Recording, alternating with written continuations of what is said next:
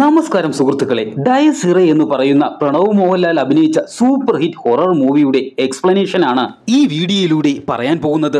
ഇതൊരു നല്ല horror movie മാത്രമല്ല, ഒരു നല്ല ക്രൈം ത്രില്ലർ കൂടിയാണ്. ഇത്തരത്തിലുള്ള എക്സ്പ്ലനേഷൻ വീഡിയോകൾ നിങ്ങൾക്ക് ഇഷ്ടമാണ് എങ്കിൽ ഒരു ലൈക്ക് തരാനും സബ്സ്ക്രൈബ് ചെയ്യാത്തവർ സബ്സ്ക്രൈബ് ചെയ്യാനും മറക്കരുതേ. സിനിമ തുടങ്ങുമ്പോൾ തൻ്റെ വർക്ക് സൈറ്റിൽ നിൽക്കുന്ന മധുസൂദനൻ എന്ന ആളെ കാണിച്ചുകൊണ്ടാണ് സിനിമ തുടങ്ങുന്നത്. വർക്ക് സൈറ്റിൽ കൊണ്ടുവന്ന ചായ ഗ്ലാസ്സിൽ ഒരു ഗ്ലാസ് തറയിൽ വീണ് പൊട്ടുകയും അതിലേക്ക് നോക്കുന്ന സമയത്ത് തന്നെ മധുസൂദനന്റെ ഫോണിലേക്ക് ഒരു കോൾ വരികയും ചെയ്യുന്നു. ഉടനെ തന്നെ മധുസൂദനൻ വീട്ടിലേക്ക് എത്തുകയാണ്. തന്റെ അയൽവക്കത്ത് ഒരു മരണം നടന്നിരിക്കുകയാണ്. ആ വീട്ടിലെ പെൺകൊച്ച് കിണറ്റിൽ ചാടി മരിച്ചിരിക്കുകയാണ്. ആ പെൺകൊച്ചിന്റെ ബോഡിയെ കിണറ്റിൽ നിന്ന് കരയിലേക്ക് നാട്ടുകാർ എടുത്തിടുന്നു. പക്ഷേ എന്തോ ഒരു അസാധാരണത്വം ബോഡിയിൽ എല്ലാവർക്കും കാണാമായിരുന്നു. അടുത്ത് സിനിമയിൽ കാണിക്കുന്നത് സിനിമയിലെ നായകനായ രോഹനെയാണ്. രോഹൻ ഒരു ആർക്കിടെക്റ്റാണ്. രോഹന്റെ അച്ഛനും ഒരു ആർക്കിടെക്റ്റാണ്. അച്ഛനും അമ്മയും എല്ലാം തന്നെ അമേരിക്കയിലാണ്. വളരെ സമ്പന്നമായ കുടുംബത്തിൽപ്പെട്ട രോഹൻ ഇപ്പോൾ എന്തോ ബിസിനസ് ആവശ്യവുമായി കേരളത്തിൽ വന്നിരിക്കുകയാണ്.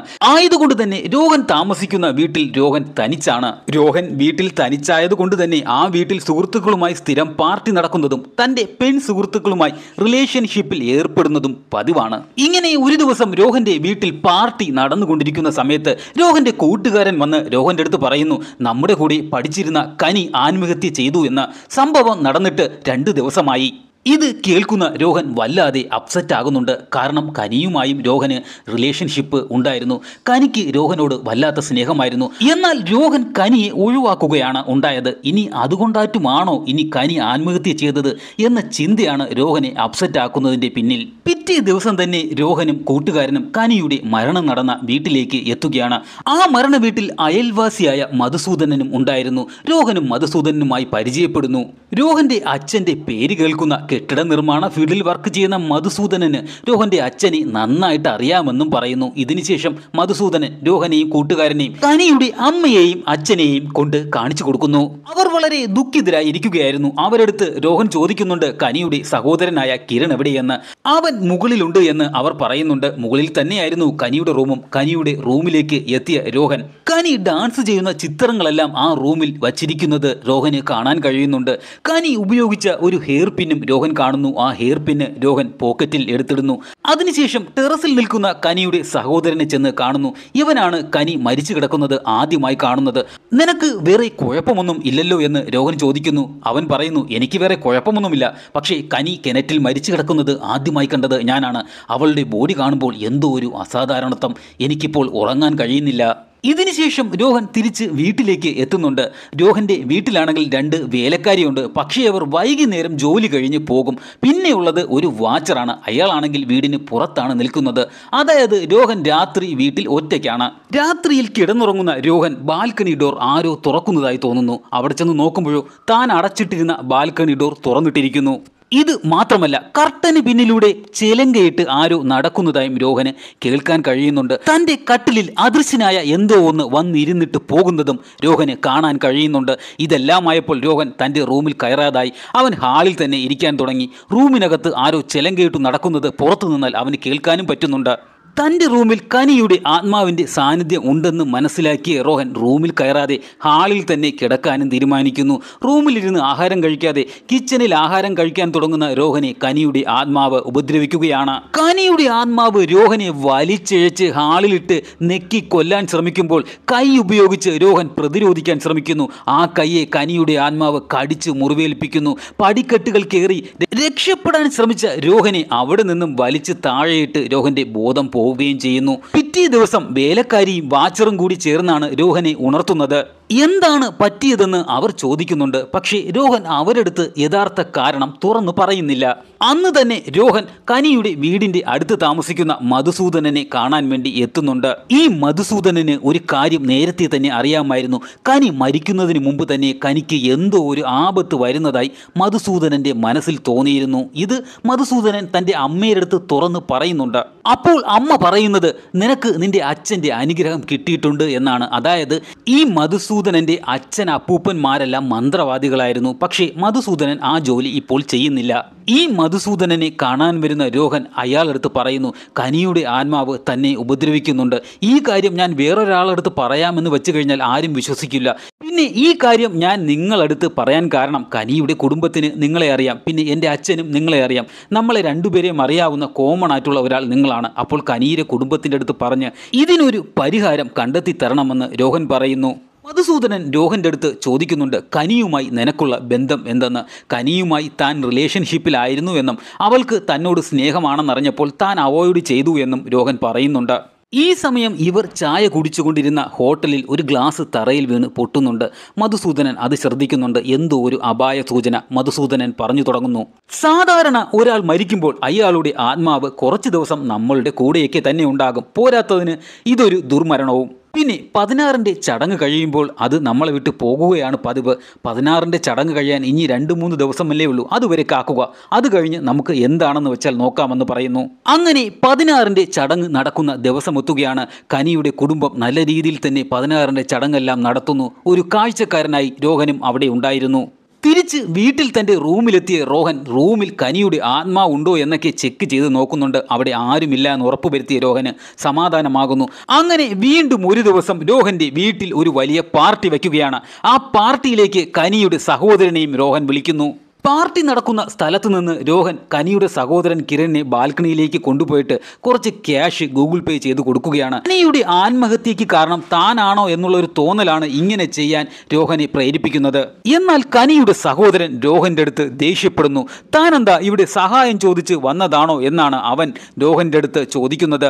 എന്നിട്ട് അവൻ അവൻ്റെ ചേച്ചിയെ ഓർത്ത് ഒരുപാട് കരയുന്നുണ്ട്. രോഹനാണെങ്കിൽ അവനെ സമാധാനിപ്പിക്കാൻ ശ്രമിക്കുന്നു. ഇതിനുശേഷം അവനെ ഒന്ന് കൂളാക്കാൻ വേണ്ടി രോഹൻ ഒരു പെഗ് ഒഴിച്ചു കൊടുക്കാൻ വേണ്ടി തിരിയുകയാണ്. ഈ സമയം ഒരു ചിലങ്കയുടെ ശബ്ദം രോഹൻ വീണ്ടും കേൾക്കുന്നു. അതായത് ആത്മാവ് അവിടെ എത്തിയിരിക്കുന്നു. പക്ഷേ ഇപ്രാവശ്യം രോഹനെയല്ല ആ ആത്മാവ് ടാർഗറ്റ് ചെയ്യുന്നത്. പകരം കനിയുടെ സഹോദരനെയാണ്. അവനെ ആത്മാവ് വലിച്ച് മുകളിലത്തെ നിലയിൽ നിന്നും താഴേക്കിടുന്നു. രോഹൻ അവനെ രക്ഷപ്പെടുത്താൻ ശ്രമിക്കുന്നുണ്ട്. പക്ഷേ രോഹന് അത് കഴിയുന്നില്ല. കനിയുടെ സഹോദരന് മാരകമായി പരിക്കേറ്റ് ഹോസ്പിറ്റലിൽ അഡ്മിറ്റാകുന്നു. കയ്യിൽ രക്തക്കറയുമായി ഹോസ്പിറ്റലിന് പുറത്തിരിക്കുന്ന രോഹൻ്റെ അടുത്ത് മധുസൂദനൻ വന്ന് പറയുന്നുണ്ട്, രോഹൻ മുകളിൽ നിന്ന് വീണത് മദ്യപിച്ചിട്ടാണെന്നാണ് കുടുംബമൊക്കെ വിചാരിച്ചിരിക്കുന്നത്. അങ്ങനെ തന്നെ അവർ കരുതട്ടെ, നീ ഇവിടെ നിന്ന് എത്രയും പെട്ടെന്ന് പോകാൻ പറയുന്നു. അങ്ങനെ രോഹൻ അവിടെ നിന്നും വീട്ടിലേക്ക് പോകുന്നു. വീട്ടിലെത്തിയ രോഹൻ റൂമിൽ കയറാതെ ഹാളിൽ തന്നെ ഇരിക്കുകയാണ്. പെട്ടെന്ന് അവിടെ കറണ്ട് പോവുകയും ചിലങ്കയുടെ ശബ്ദം കേൾക്കുകയും തനിക്ക് നേരെ വരുന്നതായി രോഹന് മനസ്സിലാകുന്നു. രോഹൻ അങ്ങോട്ടും ഇങ്ങോട്ടുമൊക്കെ ഓടുന്നുണ്ട്. പെട്ടെന്ന് തന്നെ ആ വീടിൻ്റെ പടിക്കെട്ടിറങ്ങി രോഹൻ്റെ നേർക്ക് നേരെ ആ രൂപം നടന്നു വരുന്നു. രോഹൻ ആ കാഴ്ച കാണുന്നു. വളരെ മെലിഞ്ഞു ഉണങ്ങി പൊക്കമുള്ള കാലിൽ ചിലക കെട്ടിയ ഒരു രൂപം. പേടിച്ചു പോയ രോഹൻ വീട് വിട്ട് വെളിയിലേക്ക് ഓടിപ്പോകുന്നു. പിറ്റേ ദിവസം തന്നെ മധുസൂദനനെ രോഹൻ കാണുന്നു. എന്നിട്ട് പറയുന്നു, ഞാൻ ഇന്നലെ ആത്മാവിനെ കണ്ടു. പക്ഷേ ഒരു പ്രശ്നമുണ്ട്. അത് കനിയുടെ ആത്മാവല്ല, ഞാൻ കണ്ടത് ഒരു ആണിൻ്റെ ആത്മാവിനെയാണ്.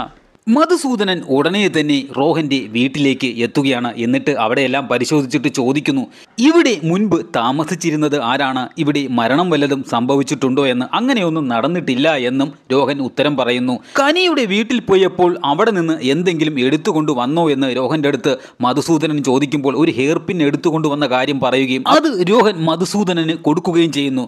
മരിച്ചവരുടെ ആത്മാവ് ചിലപ്പോൾ അവർ ഉപയോഗിച്ച സാധനങ്ങളിലും കാണും. പോരാത്തതിന് ഇവിടെ വന്നിരിക്കുന്നത് ഒരു ആണിൻ്റെ ആത്മാവാണ്. മിക്കവാറും കനിയുമായി ബന്ധമുള്ള മറ്റൊരു ആണാവാനാണ് സാധ്യത. അതാണ് അവളുടെ സാധനം നീ എടുത്തുകൊണ്ട് വന്നപ്പോൾ നിന്നെ അന്വേഷിച്ച് അവൻ്റെ ആത്മാവ് ഇവിടെ എത്തിയത്. കനിക്ക് വേറെ ഏതെങ്കിലും പയ്യന്മാരുമായി റിലേഷൻഷിപ്പ് ഉണ്ടോ എന്ന് ചോദിക്കുമ്പോൾ അത് അറിയില്ല എന്നാണ് രോഹൻ പറയുന്നത്. ഇതിനുശേഷം രോഹനും മധുസൂദനനും കൂടി കനിയുടെ വീട്ടിലെ കനിയുടെ റൂം പരിശോധിക്കാൻ വേണ്ടി എത്തുന്നുണ്ട്. അവിടെ എത്തിയപ്പോഴോ കനിയുടെ ചിലങ്ക കാണാനില്ല എന്നുള്ള കാര്യം അവർക്ക് മനസ്സിലാകുന്നു. ഇതിനുശേഷം മധുസൂദനനും രോഹനും കനിക്ക് വേറെ ആരെങ്കിലുമായിട്ട് റിലേഷൻഷിപ്പ് ഉണ്ടോ എന്നറിയാൻ വേണ്ടി കനിയുടെ വീട്ടിൽ ജോലിക്ക് നിന്ന എൽസമ്മയുടെ വീട്ടിലേക്ക് പോവുകയാണ്. എൽസമ്മയുടെ വീട് കനിയുടെ വീട്ടിൻ്റെ അടുത്ത് തന്നെയാണ്. ഈ എൽസമ്മയ്ക്ക് വലിയ ഡൗട്ട് അടിക്കാതിരിക്കാൻ വേണ്ടി കനിയുടെ കാര്യം ആദ്യം ചോദിക്കുന്നതിന് പകരം എൽസമ്മയുടെ മകൻ മനു ഇപ്പോൾ ഗൾഫിലാണ്. അവൻ്റെ കാര്യം ചോദിച്ചതിന് ശേഷമാണ് കനിക്ക് വല്ല പ്രണയവും ഉണ്ടോ എന്നുള്ള കാര്യം എൽസമ്മയുടെ അടുത്ത് ചോദിക്കുന്നത്. അങ്ങനെ ഒരു പ്രണയവും ഇല്ല എന്നാണ് എൽസമ്മയും പറയുന്നത്. അന്ന് രാത്രി മധുസൂദനൻ തൻ്റെ വീട്ടിലിരുന്ന് ആഹാരം കഴിച്ചുകൊണ്ടിരിക്കുന്ന സമയത്ത് പുറത്തുനിന്ന് തന്നെ ആരോ നിരീക്ഷിക്കുന്നതായി തോന്നുന്നു. ഇത് മാത്രമല്ല, തനിക്ക് നേരെ എന്തോ ഒന്ന് വരുന്നതായി മനസ്സിലാക്കിയ മധുസൂദനൻ ഓടി പൂജാമുറിക്കകത്ത് കയറുകയും വിളക്ക് കത്തിക്കുകയും ചെയ്യുന്നു. പൂജാമുറി വരെ എത്തിയ ആ സംഭവം തിരിച്ചു പോകുകയും ചെയ്യുന്നു. അങ്ങനെ മധുസൂദനൻ രക്ഷപ്പെടുന്നു. ഈ സംഭവത്തിന് ശേഷം രോഹനും മധുസൂദനനും കനി ഭരതനാട്യം പഠിക്കുന്ന സ്കൂളിൽ പോയി അവളുടെ കൂട്ടുകാരിയുടെ അടുത്ത് അന്വേഷിക്കുന്നുണ്ട് കനിക്ക് വേറെ ഏതെങ്കിലും റിലേഷൻഷിപ്പ് ഉണ്ടായിരുന്നോ എന്ന്. ആ കുട്ടി പറയുന്നുണ്ട് റിലേഷൻഷിപ്പ് ഒന്നും ഉണ്ടായിരുന്നില്ല, പക്ഷേ കനിയെ ഒരു പയ്യൻ ഫോളോ ചെയ്യുമായിരുന്നു. കനി അത് വലിയ സീരിയസ് ആയിട്ട് എടുത്തിട്ടില്ല. ആ പയ്യൻ ജോലി ചെയ്തിരുന്നത് ഒരു ഫോട്ടോസ്റ്റാറ്റ് കടയിലായിരുന്നു എന്നും ആ ഫോട്ടോസ്റ്റാറ്റ് കട എവിടെയാണെന്നും ആ കുട്ടി പറഞ്ഞു കൊടുക്കുന്നുണ്ട്. അങ്ങനെ ഇവർ രണ്ടുപേരും ആ ഫോട്ടോസ്റ്റാറ്റ് കടയിലെത്തി ആ പയ്യൻ്റെ പേര് വിവരങ്ങൾ ശേഖരിക്കുന്നു. ആ പയ്യൻ്റെ പേര് ഫിലിപ്പാണെന്നും അവനെ ഇവിടെ ജോലിക്ക് ചേർത്തത് ഇവിടെ അടുത്തുള്ള ചർച്ചിലെ പള്ളിയിലച്ചൻ പറഞ്ഞിട്ടാണെന്നും അയാൾ പറഞ്ഞു. ഇതുമാത്രമല്ല, ഈ ഫിലിപ്പ് ഏതോ ഒരു ഏജന്റ് മുഖേന ഇപ്പോൾ സൗദിയിൽ ജോലിക്ക് പോയെന്നുള്ള കാര്യവും അയാൾ പറയുന്നുണ്ട്. ഇത് കേൾക്കുന്ന മധുസൂദനൻ പറയുന്നുണ്ട് ഇതേ സമയത്ത് തന്നെയാണ് ഏതോ ഒരു ഏജന്റ് മുഖേന എൽസമ്മയുടെ മകൻ മനുവും സൗദിയിലേക്ക് പോയത്. എൽസമ്മയെ കണ്ടാൽ ചിലപ്പോൾ ആ ഏജന്റിന്റെ നമ്പർ കിട്ടുമായിരിക്കും. അങ്ങനെ ആ ഏജന്റിന്റെ നമ്പർ ഒപ്പിക്കാൻ എൽസമ്മയെ കാണാൻ രോഹനും പിന്നെ ആ പള്ളിയിലച്ചനെ കാണാൻ മധുസൂദനനും പോകുന്നു. എൽസമ്മയുടെ വീട്ടിലെത്തിയ രോഹൻ മനുവിനെ സൗദിയിൽ കൊണ്ടുപോയ ഏജന്റിന്റെ നമ്പർ വല്ലതും ഉണ്ടോ എന്ന് എൽസമ്മയുടെ അടുത്ത് ചോദിക്കുന്നു.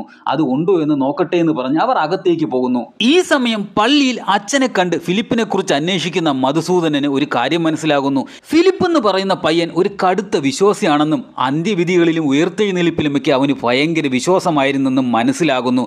പോരാത്തതിന് ഫിലിപ്പിന്റെ ഫോട്ടോ കാണുന്ന ഈ മധുസൂദനൻ ഞെട്ടുന്നു. ഈ സമയം എൽസമ്മയുടെ വീടിന് മുന്നിൽ നിൽക്കുന്ന രോഹൻ വീടിനകത്തിരിക്കുന്ന എൽസമ്മയുടെ മകന്റെ ഫോട്ടോയും അവന് കിട്ടിയ ട്രോഫിയും സർട്ടിഫിക്കറ്റും എല്ലാം കാണുകയാണ്. ആ സർട്ടിഫിക്കറ്റിൽ എഴുതിയിരിക്കുന്ന പേര് ഇങ്ങനെയാണ്, ഫിലിപ്പ്. അതായത് എൽസമ്മയുടെ മകൻ മനു തന്നെയാണ് ഫിലിപ്പ്. അകത്തുനിന്ന് ഏജന്റിന്റെ നമ്പർ നോക്കിക്കൊണ്ട് നിൽക്കുന്ന എൽസമ്മയുടെ അടുത്ത് രോഹൻ ചോദിക്കുന്നുണ്ട് മനുവിന്റെ പേര് ഫിലിപ്പ് എന്ന് കൂടിയാണല്ലേ എന്ന്. അതെ എന്ന് അവർ പറയുന്നുമുണ്ട്. ഈ സമയം രോഹൻ ആ വീട്ടിൽ അടച്ചിട്ടിരിക്കുന്ന മറ്റൊരു റൂം കാണുകയാണ്. അതിനകത്തോട്ട് തുറന്ന് കയറുന്നതും രോഹൻ ഒരു കാഴ്ച കാണുന്നു. കട്ടിലിൽ ആഴുകി ചുക്കി ചുളുങ്ങി കിടക്കുന്ന ഫിലിപ്പിന്റെ ബോഡിയെ, ആ ബോഡിയുടെ കാലിൽ കനിയുടെ ചിലങ്കയും കെട്ടിയിട്ടുണ്ട്. വളരെ ഭദ്രമായി ആ ബോഡി സൂക്ഷിച്ചിരുന്ന റൂമിന് ചുറ്റും അന്ത്യനാളുകളെ കുറിച്ചും മറ്റും എഴുതിയിരുന്ന പേപ്പറുകൾ എഴുതി ഒട്ടിച്ചിരിക്കുന്നത് ഈ രോഹന് കാണാൻ കഴിയുന്നു. പെട്ടെന്ന് തന്നെ എൽസമ്മ രോഹനെ തലയ്ക്ക് പിന്നിൽ നിന്ന് അടിച്ച് ബോധം കെടുത്തുന്നു. ഇപ്പോഴാണ് എൽസമ്മ കുറേ കാര്യങ്ങൾ അവിടെ നിന്ന് പറയുന്നത്. എൽസമ്മയുടെ മകൻ ഫിലിപ്പിന് കനിയെ വളരെ ഇഷ്ടമായിരുന്നു. അവന് ക്യാൻസർ ആയതുകൊണ്ട് അവനത് തുറന്നു പറഞ്ഞില്ല. അവന് രോഗം മൂർച്ഛിച്ച് കിടപ്പാവുകയും ചെയ്യുന്നു. ഫിലിപ്പാണെങ്കിൽ ആ റൂമിലിരുന്ന് കനിയുടെ വീട്ടിലോട്ട് നോക്കിക്കൊണ്ടേയിരിക്കുമായിരുന്നു. ഫിലിപ്പിന് കനിയെ ഇഷ്ടമാണ് എന്നുള്ള കാര്യം എൽസമ്മയ്ക്ക് അറിയാമായിരുന്നു. എൽസമ്മ കനിയുടെ പല സാധനങ്ങളും എടുത്ത് ഫിലിപ്പിന് കൊണ്ടു കൊടുക്കുമായിരുന്നു. ഇങ്ങനെ എടുത്ത സാധനങ്ങൾ എല്ലാം തന്നെ ഫിലിപ്പ് മരിച്ചു കിടന്ന ആ റൂമിലും ഉണ്ടായിരുന്നു. അങ്ങനെ ഒരു ദിവസം ഫിലിപ്പിന് കനിയുടെ ചിലങ്കയും എൽസമ്മ എടുത്തുകൊണ്ടുവന്ന് കെട്ടിക്കൊടുക്കുന്നുണ്ട്.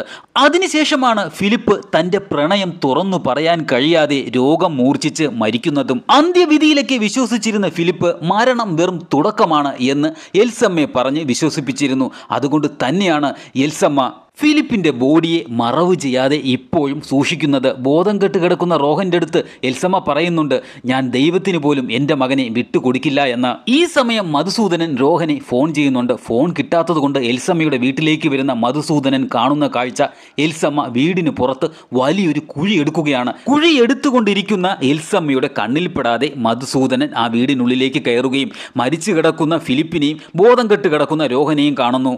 രോഹനെ മധുസൂദനൻ ഉണർത്തുന്നു. ഉണർന്ന രോഹൻ പറയുന്നു എത്രയും പെട്ടെന്ന് പോലീസിനെ വിളിക്കുമെന്ന്. അപ്പോൾ മധുസൂദനൻ പറയുന്നു ഈ ബോഡിയിൽ കെട്ടിയിരിക്കുന്ന ചിലങ്ക അഴിച്ചു മാറ്റണം. ഈ ചിലങ്ക ഉള്ളതുകൊണ്ടാണ് ഇവന്റെ ആത്മാവ് ഈ ലോകം വിട്ടു പോവാതെ ഇവിടെ നിൽക്കുന്നത്.